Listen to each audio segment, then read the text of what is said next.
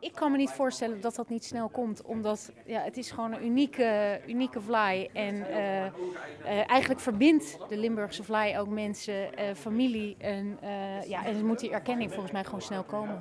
Een beter visitekaartje dan de minister van Handel kunnen de vlaaienbakkers in Nederland en Vlaanderen niet hebben.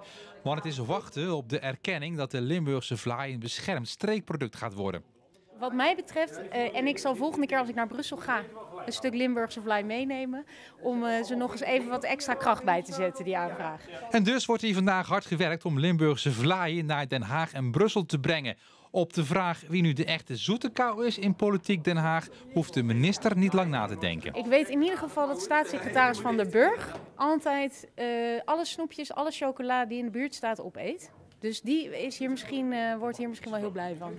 En met wat hulp van de echte vlaaienbakker wordt de laatste hand gelegd aan de excellente Limburgse vlaai. En nu kan de erkenning niet meer uitblijven. Nu kan de erkenning niet meer uitblijven. Nee, een heerlijke kersenvlaai gaat dit worden. Ja, dus Limburgse vlaai neemt u mee naar Den Haag.